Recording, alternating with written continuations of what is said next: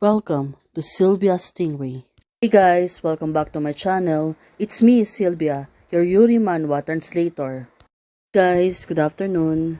Let me present you the new chapter of Villainous Heroine. It's normal for me to develop a yandere heroine. Chapter 29. So here it is. Let's read the story. To Xiaoyang right now, she was trying to protect the banquet. With all her power and energy, she was pushing herself to be able to defeat Monster Wolf wants to devour her. Right now, this boy said, merely magician. Well, at least, they've been known that Xiaoyang is really a powerful magician.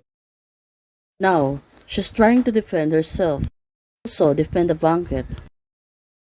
Xiaoyang moved closer to the wolves. Now, it's look like they're gonna devour her. Well, what she can do?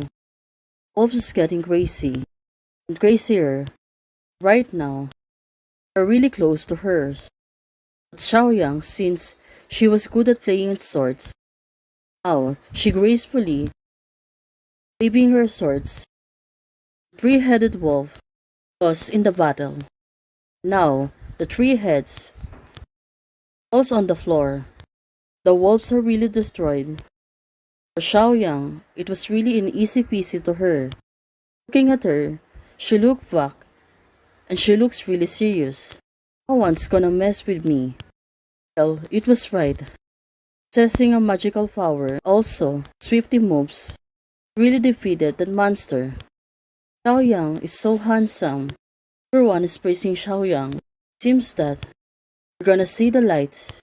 Xiaoyang is their shining knight's armor. Now, seeing it, Arjo, she was looking at the wolf's piece. Thought you would be useless, but I didn't expect that it to be useless. Well, until now, she was still doubting. Xiaoyang, that's why Starju kept herself in balance, waiting a proper way to attract Xiaoyang. Well, right now, sounds coming from above. Well, who could it be? Maybe there's another monster waiting for them right now. Well, it turns out it was also Xiaoyang. But looking at it, dressed differently. Well, who is this girl? Now, she really get curious. The girls go down. She was trying to enter on the venue. Well, looking at it, it's like a younger Xiaoyang coming through her. But dance party really has more lively to be interesting, right? The girls said to her. Still, it was really mysterious. I suddenly, it's looked like Xiaoyang. Who? Where is the person? Well, since the girl speaking, the others is hearing it. Now, they've been curious. Who's the girl speaking? Who? Can they see it? I am so uneasy. Well, it turns out right now, only Starju is seeing that girl. Well, for her, I feel like I have seen her before. Why I am so uneasy? Well, she was right. I already see that girl. This girl, take off the mask. It looked like it was really Xiaoyang. But it was different from Xiaoyang. Well, it's really puzzled, right? All those Starju don't know what to do now. Wake up, my child, girl said to her. Well, it is really an illusion, because she is the only one who's seeing her. Well, at the moment, something happening. Xiaoyang, be careful, Arjo said to her. Turns out, the wild beast has ability to regenerate.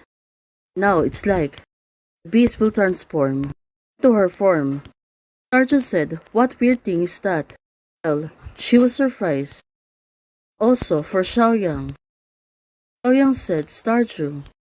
Starju was there, and she was near, on the dead beast. Right now the beast is getting awakened. Xiaoyang, she need to act fast.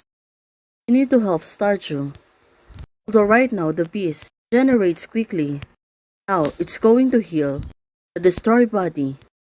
Oh my god, what's going on? Now, they're acting casually. Three wolves.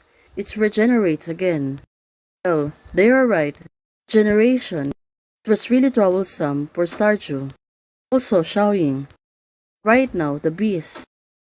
Even though he is not fully healed, he was still growling. Like, he is really mad. Xiaoying right now. Another new setting. Well, she was right. So that now, he really needs to act quickly. Now, finally the beast is getting nearer. Now, he can stand. People in the banquet really surprised and don't know what to do. She was calling Starju. She knows that something might happen to her. That's why right now, she looks really in panic. Beast is going to Starju. She was only standing and she is not moving. People besides her really panicking seeing the beast already alive again. Of course, they're all gonna panic. Xiaoyang, she was holding her swords, trying to block the beast. Although right now, Arju, she was calling Xiaoyang. She looks really blushing. Well, it turns out she is not moving, only watching them. Now, the beast is ready to attack her. She really needs to defend herself. Xiaoyang, she really needs to help her. Well, the beast's head is going on their way. Now, they're really in trouble. Her, it's a good chance for Statue to make up her plan. Xiaoyang, be careful. Put a shield to herself so no one can attack her. Shield is not strong enough. It was easily penetrated by the beast. Now, looking at it, got a bite from the beast. Well, it must really hurtful. For Starju, right now, Xiaoyang was really concerned to her. And now, what's she gonna do? It must really hurt her. And it's still, the beast was there. It's looked like it won't stop attacking them. Suddenly, there's a little Xiaoyang appears to her. Right now, Starju. And Xiaoyang right now, well, looks really puzzled on what's happening now. But feeding and adding starlight can quickly advance to the flat and remove the pure heart charm. Well, it's getting interesting. Next chapter will be more thrillful and really perform well. Guys, thank you for watching. If you like the video, please don't forget to like, share, and subscribe.